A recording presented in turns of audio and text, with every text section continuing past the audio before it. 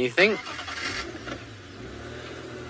Sounds like might be, I think, very far east of where we are. Maybe Torchwood, Buffelshoek, somewhere there. Because I didn't get any audio from where we were. Herbie's heard it, and so...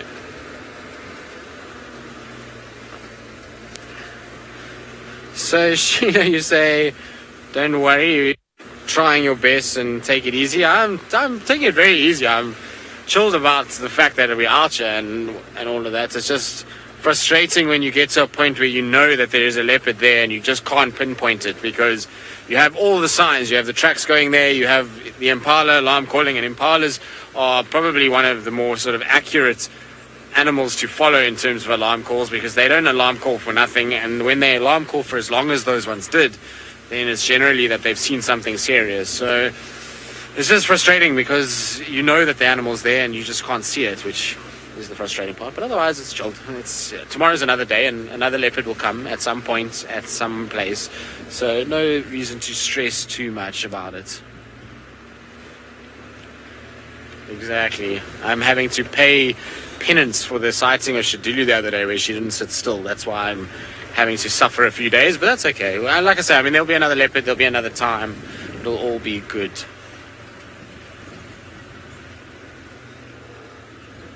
Ooh, Chantal, I mean, this is a topic that can have lots and lots of different sort of ways to go about it, but basically tracks and determining freshness of tracks is all very dependent on weather conditions. So today is a really easy one, because if you've got tracks and there's absolutely no rain on top of the tracks, you know that those tracks are fairly fresh. The last rain that we had was at about 2 o'clock, hey Ferg? Somewhere around there, about 2ish, and we had some rain. So if they clean of that rain, then you know they're after 2 and you can work out their freshness. You'll use wind, because wind will disturb the surface and you'll get loose particles of soil that will go down onto the track. You use other animals. So if you find a track and there is hypothetically a hyena track on top, then you know that generally that track would probably be from the early to sort of middle of the night, and then hyenas walked over it in the early hours of the morning, so you know that they're not that fresh then. You use birds as a good indication. So if we're tracking in the mornings or even in the afternoons and you find tracks for doves and francolins and guinea fowl over the top or underneath, that can tell you freshness as well. So there's lots of little things that you use to be able to determine these things, and like I say, the best way to do it is actually to get some tracks and to show you exactly how we determine freshness. But it's normally to do with those factors. So it's environment, it's other animals that you have around you, and then also, you know, any kind of sort of situation where you maybe have driven that road as well will give you a help. Because if I've, let's say, driven this road and then I come back around and there's footprints on top of my vehicle tracks, then I know that those tracks are very, very fresh. So there's a number of little things that we use in order to try and help us determine freshness. I mean, we're not always spot on. The really, really good sort of trackers, they'll get it right within the sort of hour as to how fresh they are. But sometimes, you know, especially I would say myself, I don't know about the others, I can't vouch for the others, but I don't have that ability to give an exact indication, other than if it's on top of something that I've already seen walk there, then I can kind of work it out. But otherwise, I've never really been that good at kind of aging tracks to a very definitive time. I always kind of see tracks, and in my mind I know that they're worth following or not, just based on what they look like. And sometimes it takes 5 minutes, and sometimes it'll take 4 or 5 hours to find that animal. So my tracking is not at that level yet where I can have a situation where I can tell exactly what time that footprint was laid down.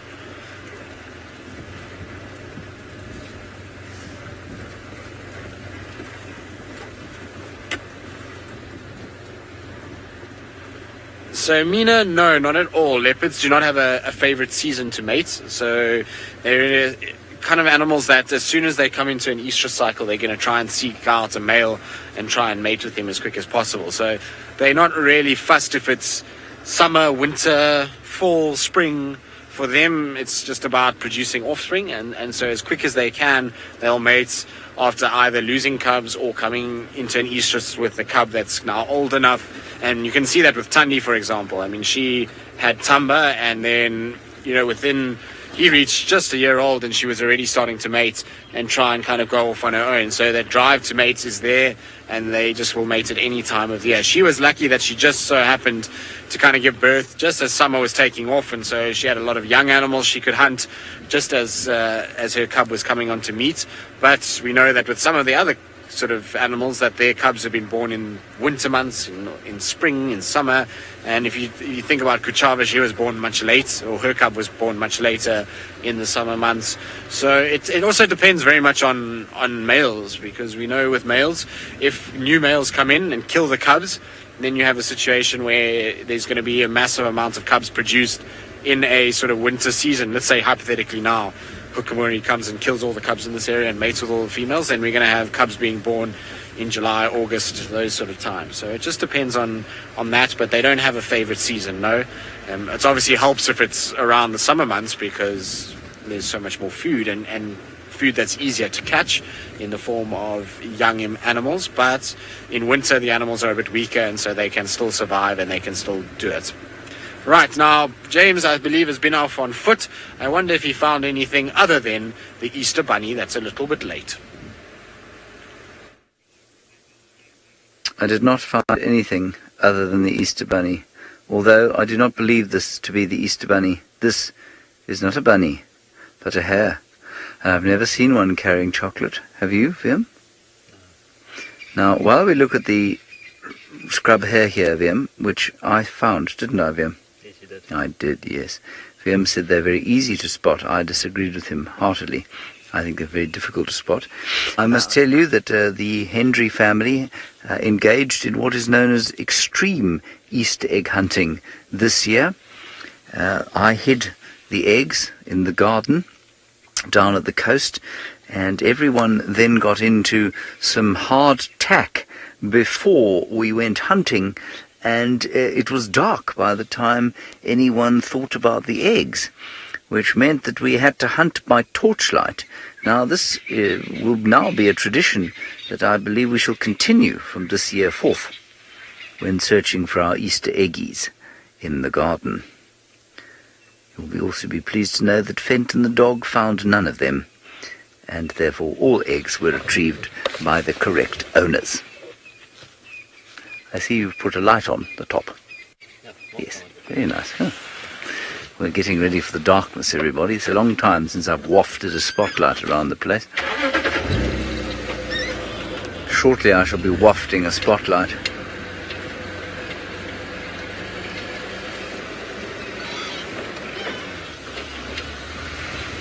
Hello, Gabriel. You want to know what the rarest animal in the park is? Gabriel, it's a toughie, because are you referring to all animals or just mammals? So if we go for mammals, well, then it must be the African wild dog, I suppose, would be the rarest.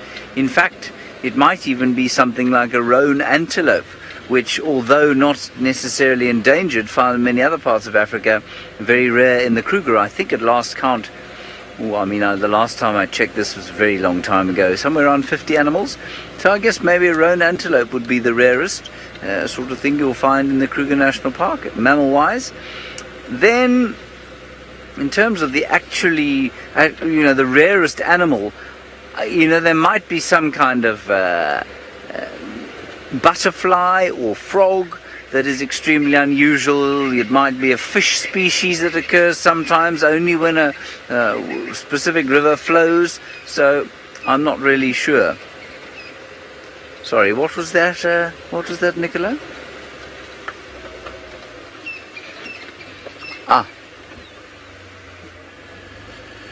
Right, so the other day Brent found a spider that had only been documented once before.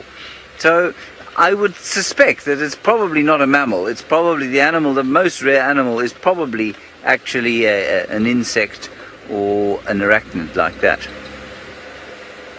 Might even be a sort of vagrant bird that's come through here once. Right, I think it's time for some wafting, Liam.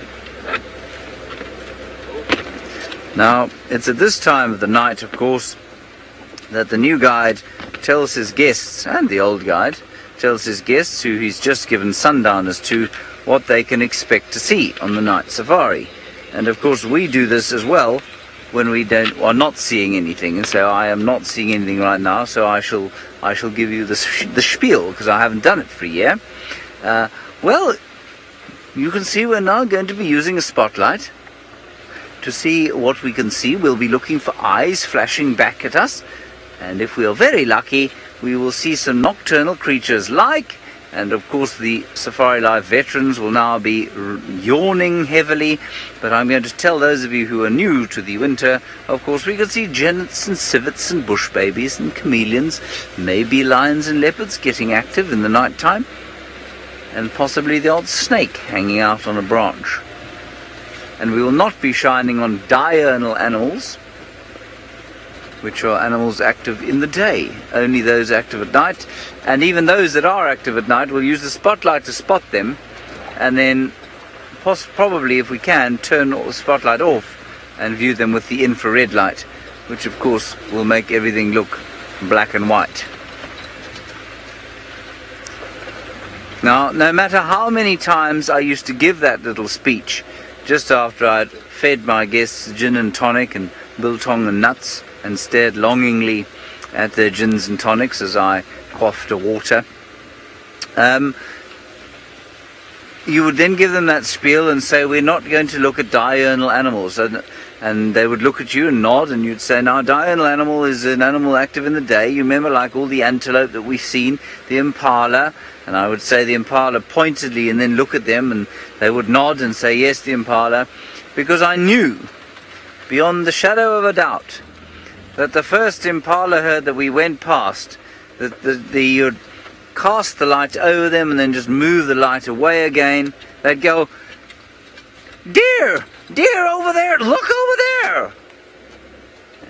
You say, yes, there's an impala. As I told you, we won't be looking at them at night. Anyway, that's why I'm not a guide anymore, you see. That's why I take you guys on Game Drive, because you know these things. These things are obvious to you.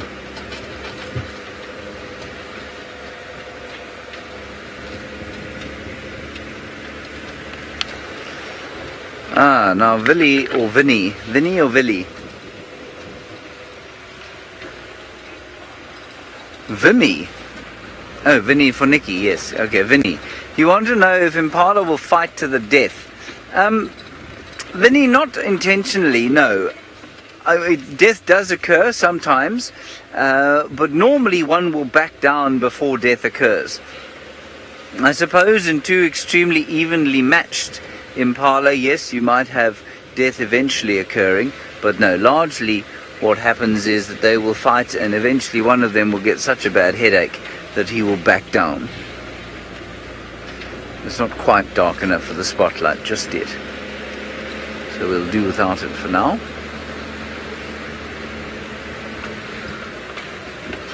As we go looking for creatures of the night all day at this stage, I'd be very happy with either. Really is a very quiet part of the reserve, this, which is mercifully we can go across to Taylor, who has actually found an animal.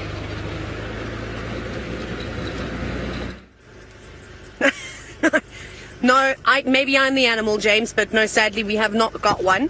Unfortunately, we're looking hard, we're looking far, we're looking wide. So, I'm going to naturally weave this into my conversation.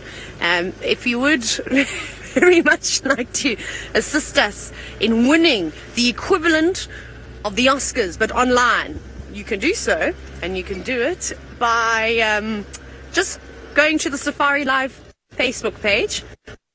Quickly, you might have to scroll a little bit, just you keep scrolling until you see something that says Webby Awards. Right, Webby Awards, like the spiders, like the things spiders make. Webby Awards, look for that, and then please vote for all three categories that we rated in. You can have a look at them. There are links on the actual page itself, so you don't have to go and search on the Webby site. That's what it's actually called. But the post that Safari Live has actually shared has got the three different links. So you click on each one. You go like, vote, whatever. Please do that. We'd be so happy. We would be Oh my goodness, James said he'll give a speech, you know, if we do win, for all of you. He might, I think he said something about making an Oscar out of something out here in the wilderness. Hey? James, he's such a character, you. Anyways, things now, because we don't have any animals. I might have to just try and dazzle you with my sparkling personality. I'll try Craig's sparkling personality, though. Hey, Craig, you've been on form today. All those jokes you were telling me earlier. Hey? Joking. Craig didn't tell me one joke. So we're looking... Oh, what's that? That's nothing. Bird poo. It's really good at spotting bird feces, apparently. Paul, I have absolutely no idea where the Avoca males are. I haven't... Let me swivel slightly. I haven't seen them for a very long time. I assume that they're back in the Manuletti. There haven't been any more reports of them on Buffels Hook. So I think actually I saw a post today. Somebody posted and made the book Manuletti boundary. So perhaps they're somewhere around there. But they are not on Djuma. They're not quite in the Sabi sand. That was a tree. We just drove through a little bit. Now, because it's a cool evening, I think we're going to struggle. I'm not going to tell you and spin you any stories, unfortunately, in finding nocturnal creatures. Babies, they're not too fond of the cold weather. They tend to be more active on the warmer nights, but maybe they'll prove me wrong. I'll be quite happy if a bush baby could prove me wrong tonight. Chameleons, I don't think we'll see chameleons. If we do find them, I have a suspicion that they may be at the base of the tree. Or in a tree with lots of leaves on it, trying to keep away from this creepy cold weather. It's very eerie out here. But however, you know what I think we're going to do tonight in camp, so you may want to listen out on the Dan cam. I think we should have a karaoke evening in camp tonight, and listen to all our old favorite songs. Hey? That would be so much fun. I know we're supposed to be having a movie night, but perhaps while we wait for dinner, we can warm our lungs up so that we're quiet for the movie, because there's many people that like to comment during the movie. We don't like people who will tell us what's going to happen, or guess what's about to happen, or predict the plot. No, we don't want that. So maybe singing will be a good option to keep everybody quiet for the movie later on tonight. Are we watching Jumanji? Is that what we're watching? I think that's what we're watching, which is very exciting. The remake. I remember the first one from when I was young. Still young. So just the other day, actually, last week, I remember the old one. What's that thing over there? That's a log? No, just a piece of tree that the elephants have pushed down, but they've stripped away the outer bark. Right now, I know for a fact that one of Tristan's favourite things to do for all of you, and if we win the Webby Awards, perhaps Tristan will demonstrate his great singing voice. And well, speaking of him, let's go and see if he's going to be joining us for karaoke this evening.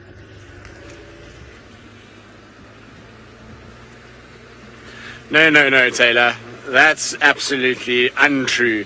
Like I said, there's many truths that you speak, but me being able to sing is something that definitely is not true. I cannot sing to save my life, I don't think. Many people told me that as well. I'm pretty sure I'm tone deaf, actually, to be honest with you. So singing is not something that I do readily. And I know the effects that causes. People's ears bleed. They go off their dinner. There's all kinds of things. In fact, if I had to sing for the Webby Awards, I'd probably find that they would retract the award and give it to somebody else immediately. And probably a singing goat rather than what I have to say. So let's not make me sing, please. It won't be a good thing at all.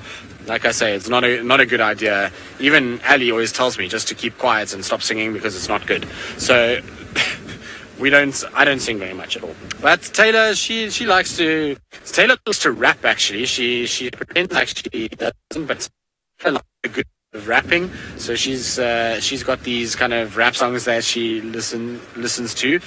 Now, I do apologize about any signal breakup that you might have gotten there. Unfortunately, cloudy weather, thick bush, wet is not ideal for our signal. So anyway, we're still looping around.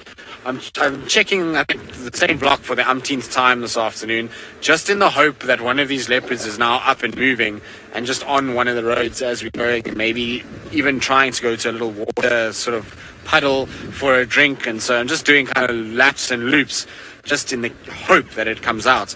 If anything, we're going to just keep going at it. know that there's a leopard around here. And so hopefully if we just persevere for long enough, we might get some sort of luck and a bit of a change in our fortunes for the day. So these are the kind of puddles that I'm looking for. This Shabamu, little mud wallows. These are kind of areas where I would expect leopards to come out at this time of the day and start drinking. I've even got out my fancy spotlight that's like a little nightclub light, so the leopards see this and they know that the party's on, and they can then come and kind of join in. Exactly. How fancy is that light? It's a neon orange light. It's, I suppose, maybe that means the opposite. Hopefully it doesn't, the leopards don't think it's a red light district and come for something else. But there's a little duiker running away. Well, aren't you going to stop? No, duiker does not want to be seen this evening. So we're going to carry on and just see if there will be a animal that would like to be put on camera at some point this afternoon. We had such nice kudos to start. I thought it was going to be a good omen, but so far that's all we've really seen. Anyway, let's send you back across to James, who seems to be very chuffed with being back and driving around on Djuma. Well, it is a good thing that I'm chuffed with just being back and driving around, because that's all I've achieved today. Oh, we did see a scrub hare, I suppose.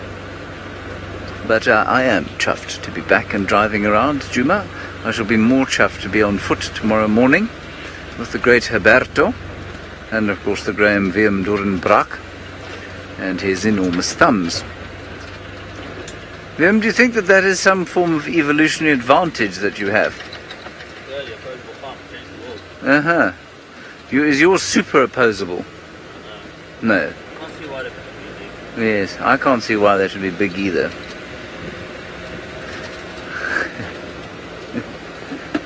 Hang on. I think I saw something.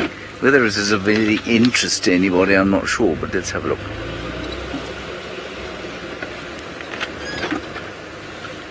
It's a white thing, Liam. What is it? Oh. Beautiful. Oh, it's a piece of bark covered in lichen that then fell down onto a bush. Isn't that fascinating, Liam? Do you see the interesting trapezoidal shape that it has made in its plummet from the knobthorn on which it was born? Wonderful.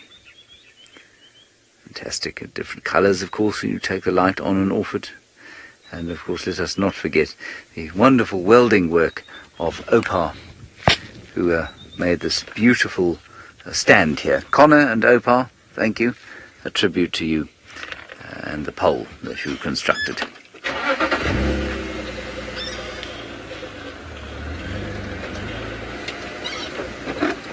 Steve, you say, did I miss you? Well, Steve, not you specifically. I mean, I find, Steve, that I'm not sure I missed you specifically.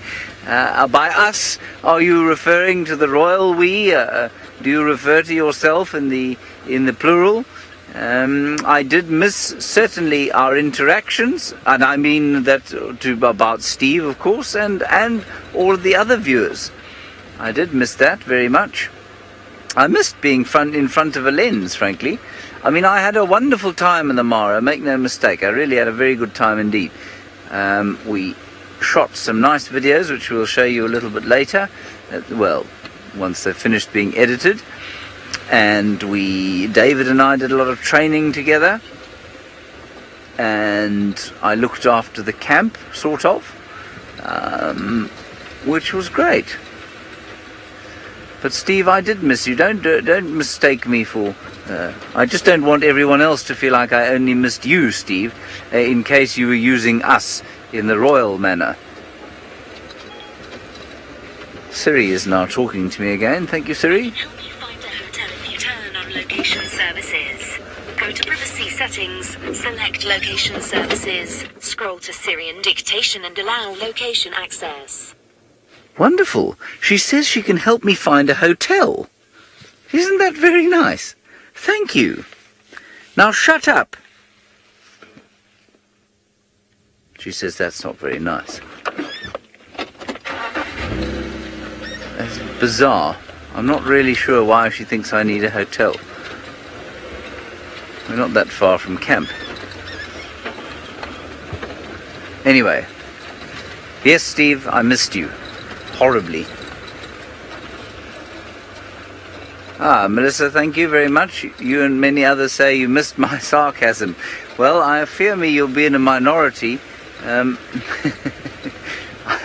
I've caused untold offence, unintentionally, with my sarcasm over the years, especially with poor guests who happened to get me as their guide when they arrived for their once-in-a-lifetime African safari, and they didn't quite get my sort of sense of humour. Anyway, you know, sarcasm never killed anyone, I suppose. Is our signal all right here, Nicola? Ooh, that's a nasty piece of road. Okay.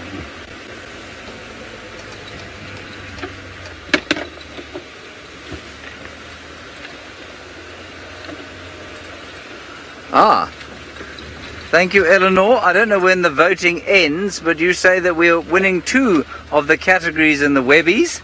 That's marvellous. It ends on the 19th, right. Okay, so keep voting. That's fantastic. Do you think that means we all get to go to a red carpet event in Los Angeles with a lot of celebrities? I'll wear my kilt. VM, what will you wear? You'll wear your uniform, of course. That's all you wear. Yes. Him will wear his Wild Earth uniform and your walking shoes, but we might have to polish those for you. I'll polish them for you. Yes. I wouldn't have you pitching up on the red carpet opposite Jennifer Lawrence in a pair of grubby K-way walking shoes, could we? Well, I think she might. You want to leave a good impression with Jennifer Lawrence, don't you, Vim?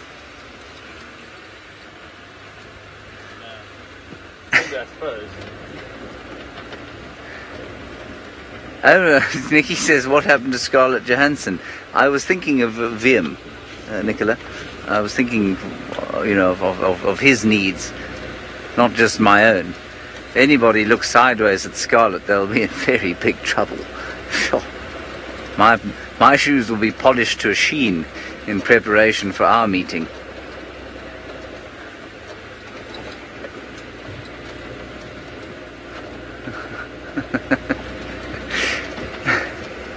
Yes. I'm sorry. I seem to have killed any chance of ecological questions with this ridiculous conversation. Anyway, let's keep going, see what we can find around here. I've dreamt of going to something like the Emmys or Oscars. The Webbies would do, I think, I imagine.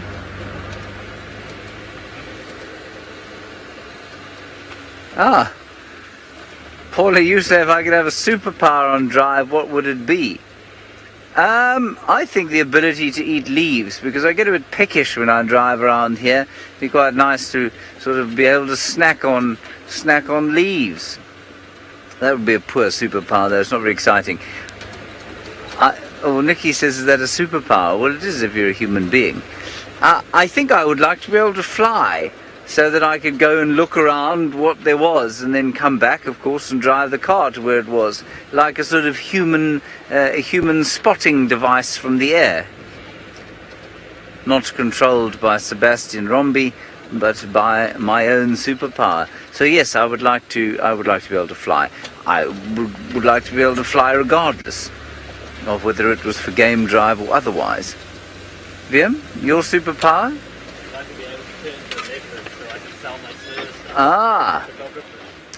VM would like to be able to transform himself into a leopard so that he could sell his services. Now that is very clever. You would become much richer. Whereas I would just fly around like a fairy. You would be able to have a business opportunity from your superpower. That's very clever, VM. I wish I'd thought of that.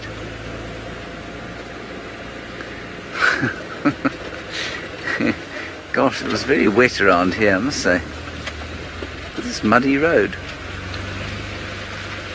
Okay, let's head across to Tristan and you can ask him what superpower he would like on Game Drive. Well, if you're going to sell your services, I've got a red light for you to hang on your door should you want to sell your services as a leopard, and maybe that will be your calling card. In terms of a superpower for me, Fergus, let's start with you in the back. Fergus says I'm not allowed to pass the buck. Come on, Fergus, you've got to indulge in our game and see what you want. I think I would like maybe the ability to try or teleport. Just because then when I hear things like Impala's alarm calling, I can just teleport right there and I'll see things as and when. Maybe that's or I would have a situation where I could pick up any sort of friction via my eyes, which means that any animal that walks anywhere, I'd be able to see their friction tracks walking around, and so almost like a thermal eye, basically. That I can be a thermal kind of thermal boy. What about that, Fergus? Sponsored by Fleur. Yes, maybe. What about you, Ferg? So Ferg wants to be Dr. Dolittle, effectively. He wants to be able to talk to the animals and understand what they say. What do you want? Fair enough. So Fergus says as if squirrels in particular, I would imagine, Ferg, start shouting. He can ask them what is their problem and what do they want and why are they shouting, and point us in the right direction and tell us if it's anything we need to worry about. So that's not a bad idea, Fergus. Nikki, what is yours? Because Nikki's being very quiet. She's not saying anything in FC, so we need to find out from Nikki what her superpower would be. That's okay, Nikki. You usually go on game drive sometimes. What would you back out? Yeah, what would your superpower be in FC if you had one? There we go. Then if you're not on game drive, then in FC, what would your superpower want to be? Now I'm not getting an answer. Nikki? Power of silence, yes, Fergus, that's what's... So apparently Osti is getting shy. Osti, are you blushing?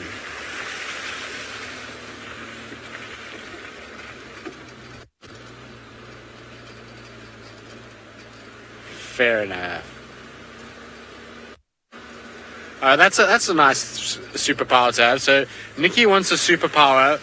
Animals, particularly the birds, do not fly away every time she links to that particular feed, and that all the animals go and pose somewhere nice when she links to them, so that she doesn't link and there's just grass or a bush or a tail or something like that that is just disappearing out of frame. That's a fair enough link, I think. Nix, maybe you need this. What was it? You can see into the future, Fergus? Power of dictatorship. No, dictatorship. Directors have FC. Now, I believe my signal is a bit unstable, so let's send you across to Taylor and find out what her superpower would be. Well, here we are in the same situation. I suppose me just driving around doing this with my flashlight. I've been thinking of what songs I'm going to get stuck into people's heads so they have no choice but to join in on karaoke tonight. So I've been finding some caucus, some old school Nelly, yeah, Snoop Dogg. You guys are in for a treat tonight. Let me tell you, we're going to go R&B style because, you know, those are the greatest ones to karaoke to. Anyways, my superpower, I think you all know by now, is that I just want to talk to animals. Now, I want to talk to animals because I think it would help me with safari. Also, I just think it would be really amazing. But can you imagine if someone's really annoying you, you can just whisper to that hornbill and be like, they are grating my carrot today. Can you just go and, offload something on top of their head? I think that would be really funny. Have a bird fly over the top of you and poop on your head. That would be cool. That would be one of the things. Or I'd get the squirrels in to sneak into people's rooms and then hide things from them. That could also be quite fun. So yeah, I don't know. I just want to be able to communicate with the animals. That's all really.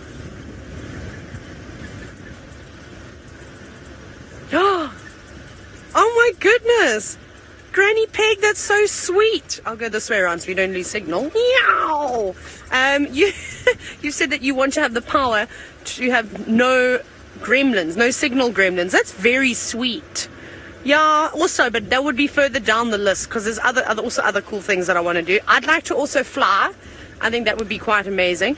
To swim underwater and breathe underwater.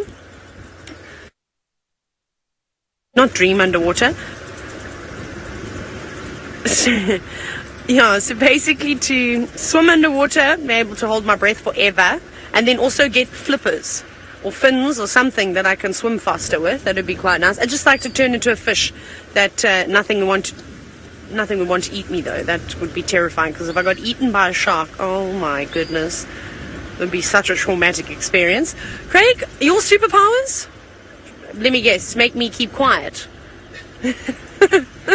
Today I was not allowed to talk at lunch. I had to sit at the table quietly because Eggsy told me that if I want to sit with him at his I have to sit quietly. So I tried. Craig, what do you want to do? Teleport, but you're just copying Tristan now. It is a good way to get around. Craig would be teleporting. Yes, Nikki's just said no copying. Come on, Craig. What about an imagination? Burn. Just jokes. Only teasing.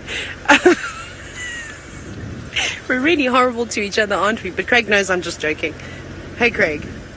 He's now not saying anything. He's sulking.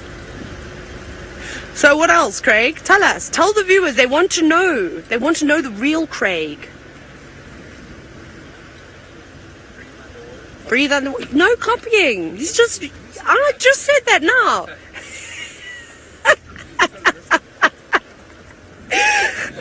Okay, Craig gets a. He failed miserably. He's now laugh crying. Oh, goodness gracious. It's been a long safari, everybody. It's been tiring. Craig needs to go to bed. It's tough. He's got to climb up the rafters, and it is going to be difficult for him to sleep at night now because, Craig, do those rafters get wet? The ones that you have to hang on? No, they don't. Okay.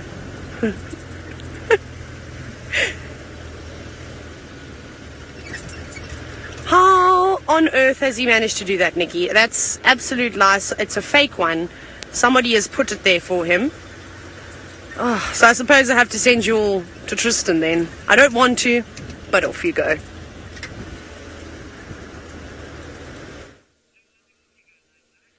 Well, Taylor is 2-0 at the moment, so Taylor loves these guys and has been wanting to see one for a while, and this is the second one I think we've had this week, so we are going to start having to tally this up at some point, Taylor, and have a competition by, let's say we'll give it another week and see who actually has the most by the end of the next week.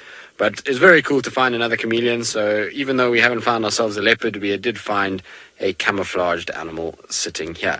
Now, while I was kind of sitting here listening to conversation that Taylor was having and asking Craig as to what superpower he would like, I think that the superpower that maybe the whole staff would like Craig to have is the power to speak to us as people and not just give us that and not very much else that Craig does normally give us. So if Craig can get the power of speech, that would be pretty useful for the rest of us, that's for sure.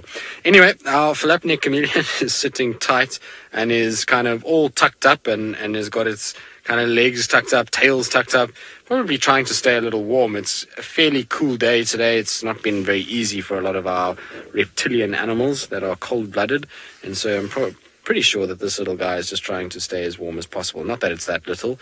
It's about a sort of medium-sized one. It's not massive, but it's not small either. And you can see how that eye is moving. I'm trying not to shine the light on it too much. Unfortunately, our infrared is not working very well, and so we've got a situation where we've got to use the light. Otherwise, we're not going to be able to show it to you. So I'm trying to shine kind of on the ground and just use the periphery. So I do apologize if the light kind of goes in and out a little bit. We just don't want to shine in our chameleon's face too much. But you can see that it's got the most amazing camouflage. When you kind of look at it from this sort of area, you can see the branches match the same sort of browns that it's got on it, and then those greens are not far off at all. It's pretty similar green coloration that it's got. So the camouflage on these guys is just absolutely unbelievable, and watching its eye move around is also fascinating. You can see how that eye has pretty much got a full sort of 360 degree sort of movement within the eye socket itself, but obviously the head blocks a little bit of the sort of view that they've got, but they can still kind of see pretty much forward, back, above, below, and so they see things coming from anywhere, and that's important because obviously they're a predator of insects and they a camouflage predator, so they can't move too much, and so if the eye can move, then they are able to see what's coming and be able to grab all kinds of different things. And once again, I've forgotten my UV light. It is in my other bag, which is not in this car. I wasn't actually even supposed to be on drive this afternoon. I was supposed to be on walk, so I had to scramble at the last minute quickly when the rain kind of was starting to rather just get into a car, so I don't have my UV light with me, unfortunately. So, Carla, I agree, exactly. I think it's time to do flick-flacks down the road and then a somersault, because we found ourselves an animal for the afternoon. It's been a dry, difficult day, but it's okay. You need days like this to appreciate the good days, and like I say, as much as it can be frustrating, it's still nice to be out. It's better to be out here than sitting behind a desk. Well, for me anyway. I know some people love being behind a desk, but for me it's better to be out here and having a quiet day than having a really good day in traffic and behind a desk. So can't complain too much, and we've seen a chameleon, which is always very, very cool. So, you know, there's things to be grateful for. Eloise, most of the chameleons in the winter will estivate, which basically means that they actually kind of bury themselves in little caves. So they'll dig out an area and then they go inside there and they sit in there. And that's because they want to stay out of the cold. And generally, if they can dig down, land loses heat and retains heat much better than being above the ground. So they try to get in underneath things and into small little areas where they can hide, and then they'll come out in the sort of summer months. But they sometimes will find them. I've seen one or two chameleons even in the middle of winter, which is quite strange, on bushes, but it's not common to see that at all. Most of the time they try and hide away, like I say, into sort of little underground burrows and termite mounds and those kind of things where they can stay warm and sort of wait for the winter months to pass. So these will be one of the last few chameleons we're going to start seeing, because it's going to start cooling off very quickly. So, Carol, how we find it is by our lights, basically. So as we were driving along, if Ferg zooms out for you, you'll get an idea of what it looks like in the bush itself. Now, I know there's a pole there, so I do apologize. But basically, as you shine your light, so I know it's going to be quite dark now, there's a side light. But as you come along, you see how that chameleon just shows up a little brighter than what the tree itself does. So you just pick up that slight change in the tree's kind of brightness, and that's how you spot them. But if I had to show, if you see the light like that, very difficult to see. But as I come across, you can see it's slightly brighter than the trees or the leaves around it. And so that's how you can pick them up. If I keep the light on it for a long period, it'll adjust its coloration and be a little bit kind of more matched to the greens. So generally, when you first spot them, because it's dark, they don't quite have their colors right, and they generally are a lot brighter than the leaves themselves. And that's how you end up with a situation where you can spot them. But it takes a bit of practice, and there's a lot of people that can't spot them, and it takes them a while to kind of learn how to do it. But once you've got Taylor, yes. Don't be nasty, fake. So, Larimer, they both really, you'll find them moving around during the day, often crossing roads during the day. And then at night they are out and about, because a lot of insect activity happens at night. So you find that at night they don't have to hide as much because they're not preyed upon as much. So they actually probably, their peak activity is more nocturnal than it is diurnal, but they are fairly active in the day as well.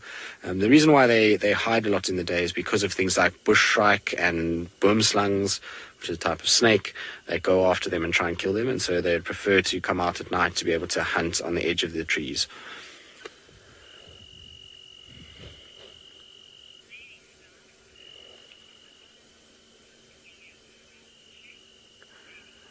So, Lady Starfire, the orange spots on this chameleon are not scar tissue. That's just it trying to camouflage itself within this branch. So it's on a branch where there's a few browns and kind of dried leaves amongst it. So it's just trying to break up that green with bits of brown. What you'll find is normally those spots are white. And actually, if you took that chameleon off of that tree and probably put it just on a plain surface, those spots will change to a white coloration rather than that brown. So they do change and have these little brown spots on them sometimes when they're on trees like this, like I say, that have got a few dead leaves. And you can see, if you look towards its nose and then going forward from there, there is a few kind of brownish colored leaves. So it's all just to try and blend in as much as possible. Now, I don't want to shine our lights at our chameleon much more. I obviously don't want to blind it in any way, and we've had a good look at it, so I think we're going to leave it to itself and carry on. Oh, there's a hyena calling. Let's listen to that quickly.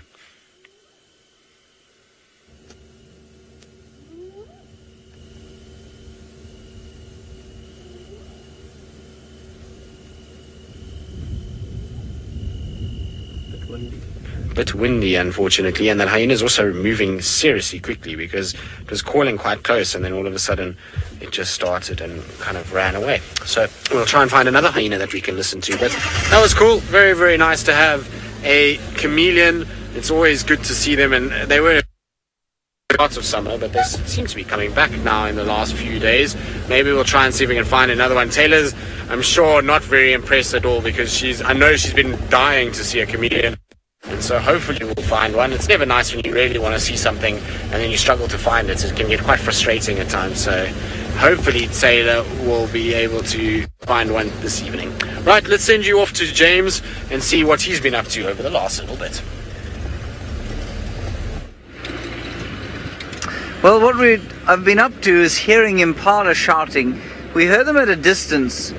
We were sort of... well, I don't know, I imagined they were about 200 meters from where we heard them, and now we're on the big clearings called quarantine clearings near camp, and there are a lot of Impala here, and some of them must have been snorting at something, but we didn't see anything. We went down to the waterhole next to the dam, wasn't anything there, and now we're driving around here. Maybe we'll be lucky, maybe we won't. It's going to be a very black night indeed.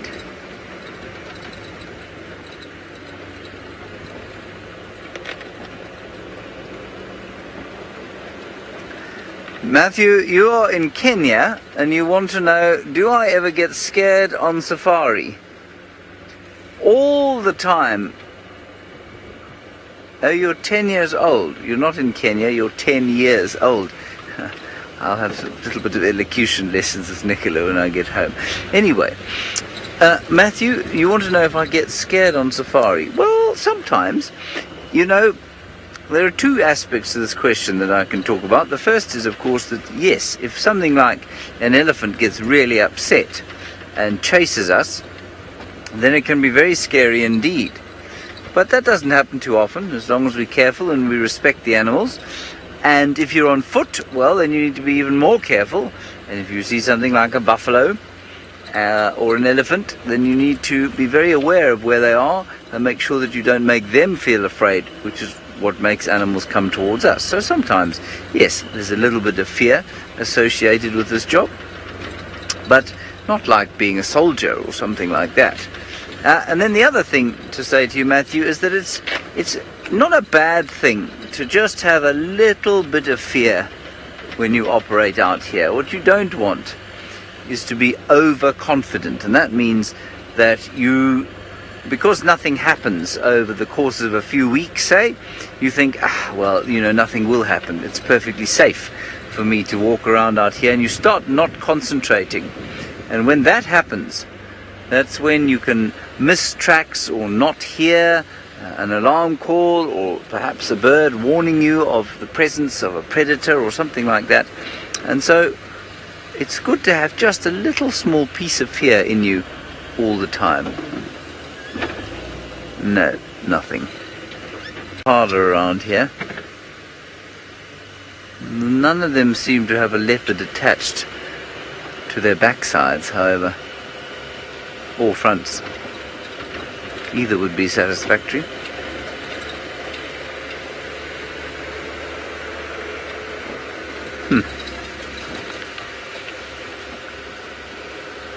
We'll keep trying, everybody. We're just going to do a loop. Now, Djuma McAllister, I don't know where you're getting hold of us from, but you are one of the group of people I like to call the team of Doubting Thomas. The team of Doubting Thomas sometimes thinks that we can't possibly really be live. Well, Djuma McAllister, I hope that this answers your question. Of course, the fact that I am now answering a question that you have asked should answered satisfactorily for you. We are live.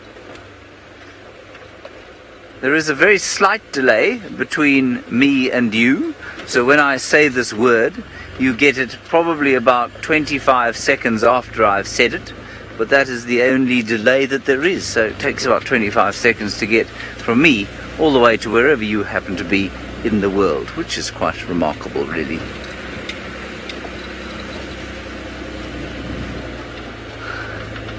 It's absolutely astonishing. We're going to do one last loop around here and see if we don't get lucky. Oh, Djuma, you were saying you can't believe it's so dark already. That's why you asked. Djuma, where are you in the world? If you can tell us where you are, I think you'll probably just find that it's a time zone difference that has resulted in the darkness. Also, it does get darker here in this part of South Africa earlier than it does in some other parts, because we are quite far east, and also we've got the mountain range just behind us, which means the sun goes down a bit quicker than it does in some other parts. And also it's very cloudy today, which means that it got darker much more quickly than it does normally. But Djuma, tell us where you are. It would be very interesting to know, especially if I'm saying your name correctly. It doesn't sound like a Scottish name, which your surname most certainly is.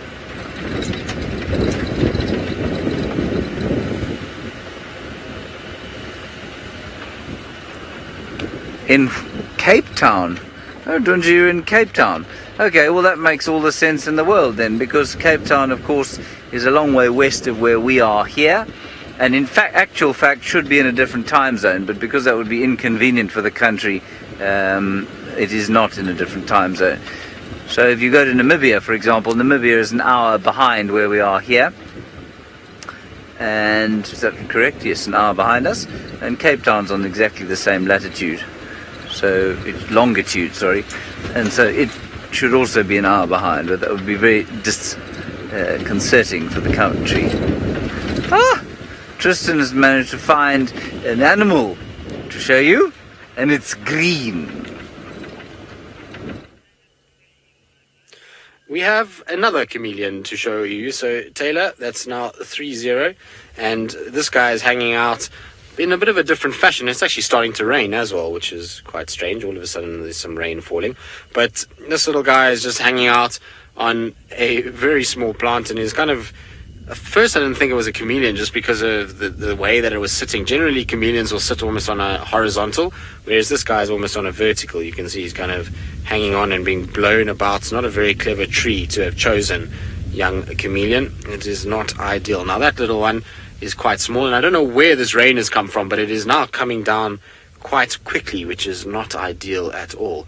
I was hoping we were going to end up in a drive where we weren't going to get wet, but it seems as though the rain is going to have the last laugh. But our poor chameleon, like I say, has found the worst possible place to sit. It's being blown about all over the place by the rain that's coming in. I'm surprised we're seeing so many of them. As Taylor mentioned earlier, not really good conditions for chameleons when it's cold like this. Maybe that's why, is because they're not moving as much, so we were able to spot them and see them. But really cool to see. It's, you know, we've had so few of them.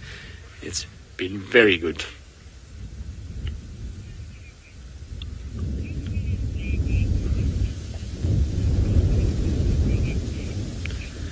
So, Christine, we only get one species of chameleon here, which is the flat-necked chameleon, and it's named, that's a bit difficult to see on this particular individual. Shame, the poor thing. It's almost like it's going to be blown into next year at this rate. So you can't see nicely, but on the back of its head, it's got these sort of flaps that come down over the back of the neck, and that's where that flap neck name comes from.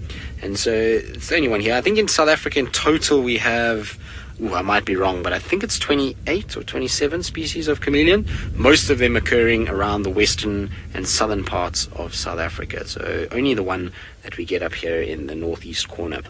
In terms of do they lay eggs, Well, so yes, they do, but there is a situation where there's a lot of folklores about them where they get killed sometimes, and the animals will hatch inside of these guys and come out and when they die, then you have the situation where young ones crawl out, and it's why in a lot of the cultures they absolutely don't like chameleons, because you can imagine when they find a dead one and living ones come out of it, it sends a few heebie-jeebies up the sort of backs of a lot of them. And so, a lot of people in the local communities don't like chameleons at all and refuse to go anywhere near them because of that.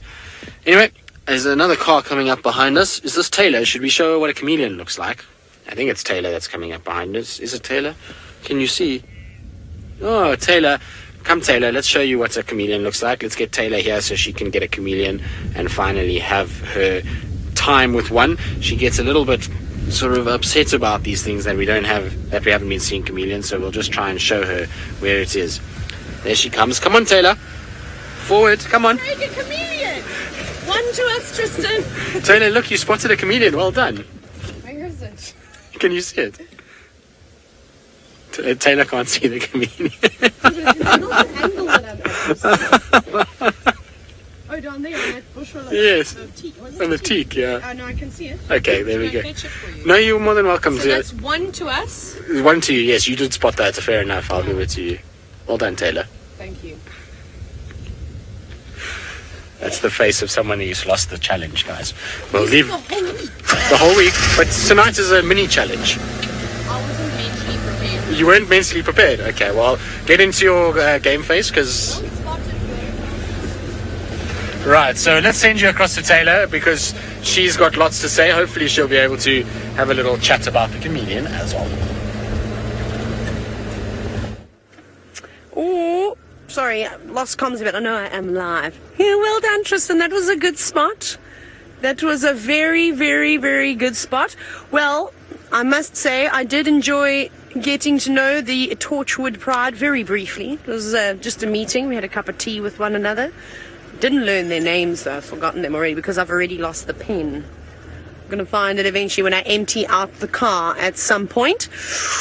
Are we going to get one more chameleon in? No? Maybe. Yes, maybe we will. Maybe we won't.